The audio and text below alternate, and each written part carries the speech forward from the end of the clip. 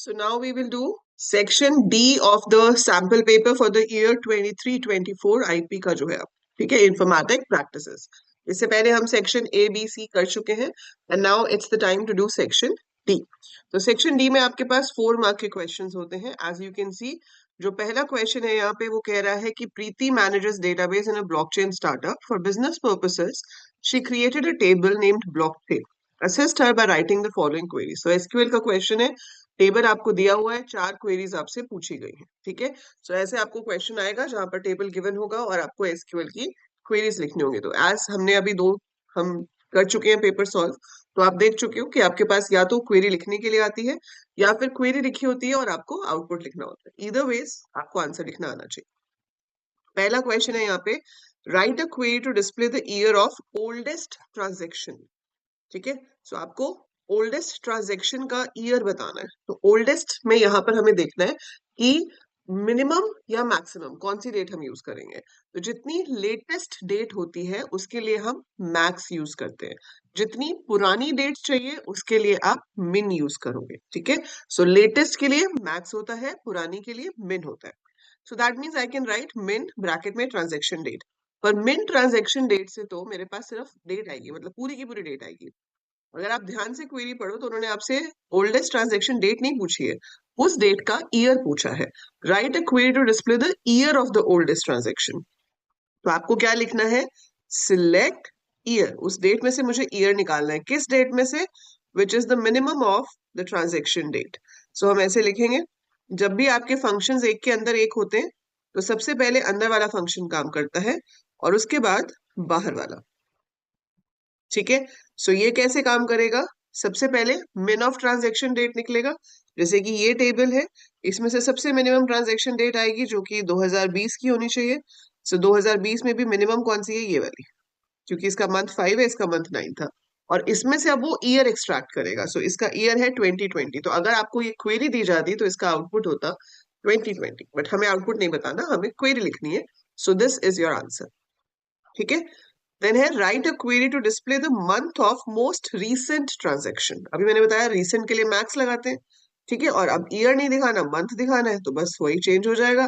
आप यहाँ पर क्या कर दोगे, ईयर की जगह मंथ और यहाँ मिन की जगह मैक्स। आगे का सारा सेम है, transaction date from blockchain. So we get it like this. तो इससे हमारे पास मंथ आ जाएगा। सो मैक्सिमम ट्रांजैक्शन डेट आपकी 2022 की है।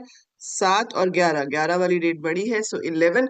इसका आंसर 11 आएगा। अगर आपको कहा जाता कि मंथ नेम डिस्प्ले कराना है, लाइक नवंबर डिस्प्ले कराना है, तो हमारे पास मंथ नेम फंक्शन भी होता है। तो इंस्टेड ऑफ राइटिंग मंथ हम यहाँ लिख देते मंथ नेम।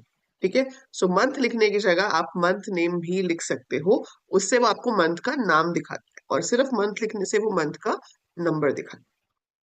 नेक्स्ट है आपके पास, write a query to display all the transactions done in the month of May. अब जैसे इसमें मंथ नेम की जरूरत पड़ेगी, आपको क्वेरी लिखनी है to display all the transactions. So select star from blockchain, क्योंकि मुझे पूरी डिटेल्स दिखानी है, लेकिन किनकी, जिन जो मंथ मे में हुए थे।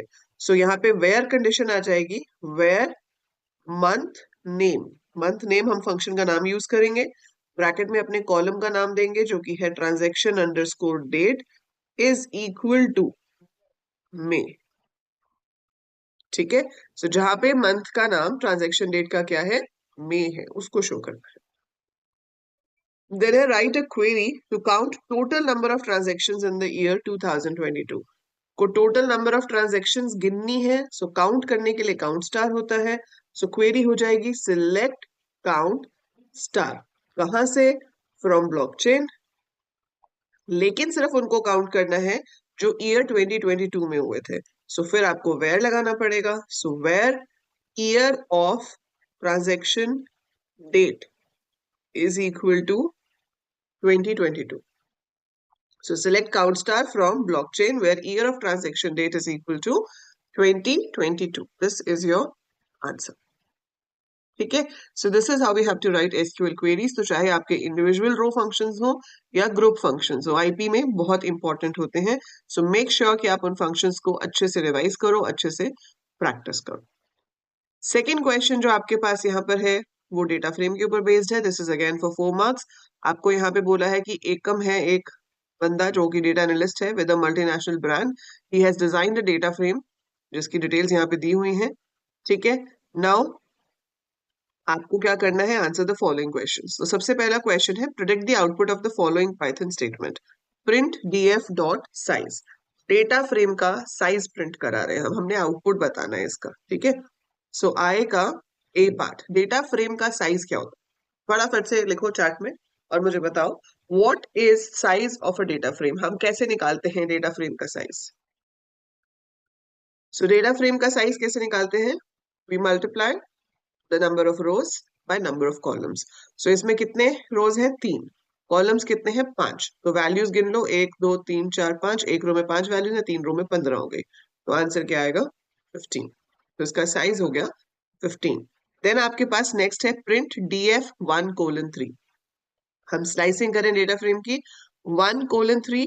सो 0 1 2। सो 1 ये है, 2 ये है, तो आपकी ये दो रोज जो है वो डिस्प्ले हो जाएंगी। आपके पास आ जाएगा इसका आंसर 1 2 और यहाँ पर लिखा होगा स्टोर, स्टोर 2, स्टोर 3। फिर ऐसे ही इसके Q1 की वैल्यू, Q2 की वैल्यू, Q3 की वैल्यू, Q4 की वैल्यू, वो आपको यहाँ पर पूरा टेबल बनाना पड़ेगा ऐसे। So that is your output of this code. ठीक है, देन है delete the last row from the data frame. आपको ये इंडेक्स 2 वाली रो को डिलीट करना है। सो डिलीट करने के लिए हमारे पास ड्रॉप फंक्शन होता है। तो आप लिखेंगे df dot drop, index is equal to 2 and इसके साथ हम लिखेंगे in place is equal to true. So अगर आप in place is equal to true नहीं लिखते हो तो वो आपके करंट डेटा फ्रेम से डिलीट नहीं करता, it deletes from the data frame and returns the remaining data frame. वो हमें कहीं और लेना पड़ता है, पर हम चाहते हैं कि करंट डेटा फ्रेम से डिलीट करे, तो in place is equal to true लिखना जरूरी है। You have to write in place is equal to true for that. Then है write Python statement to add a new column total sales which is the addition of all 4 quarter sales. So नया column add करना है, data frame का नाम है df। आपको क्या लिखना है, df स्क्वायर ब्रैकेट में डबल कोट्स के अंदर नए कॉलम का नाम आएगा। सो नया कॉलम हम ऐसे ही ऐड करते हैं। तो जो भी नया कॉलम ऐड होता है डेटा फ्रेम का नाम लिखते हैं, स्क्वायर ब्रैकेट में डबल कोट्स में कॉलम का नाम लिखते हैं जिसे हम क्रिएट कर रहे हैं, इज इक्वल टू वैल्यूज दे देते हैं, पर यहाँ पर अब डायरेक्ट वैल्यूज नहीं है, it is sum of all the 4 quarters. अब आप यहाँ पे लिख सकते हो df डॉट qtr1 भी लिख सकते थे या ऐसे भी लिख सकते हो, आपको जैसे सूट करे। यहाँ पर आपके पास ऑप्शन नहीं है, जो नया कॉलम क्रिएट हो रहा होता है वो आप डॉट के साथ नहीं लिख सकते, हमेशा याद रखना, वो हमेशा स्क्वायर ब्रैकेट में ही देना पड़ेगा। ठीक है, लेकिन इसके आगे के जो हैं उनको हम ऐसे कर सकते हैं, Q3 प्लस Q4। एंड कुछ बच्चे क्या करते हैं कि एक ही बार क्वार्टर लिख के उसी में ही प्लस प्लस प्लस करते जाते हैं, that is wrong. So we have to write it separately. So this is the answer for your option 3। सो ये आपका नया कॉलम जो है वो क्रिएट करते हैं। ठीक है, इसमें आपके पास चॉइस है, जो चॉइस है वो है write Python statement to export the data frame to a CSV named data.csv stored at D drive. तो इसमें हमारे पास क्या यूज होगा, df dot to underscore CSV, round brackets लगाएंगे, D ड्राइव में आपको फाइल बनानी है। ठीक है, और फाइल का नाम क्या देना है, data.csv। So df dot to underscore CSV, D drive में data.csv क्रिएट हो जाएगी और वहां पर आपका डेटा स्टोर हो जाएगा। सो that is how you solve this question. तो ये तो हो गया सेक्शन डी। नेक्स्ट वीडियो में, मतलब अभी नेक्स्ट उसमें हम करेंगे सेक्शन ई, राइट।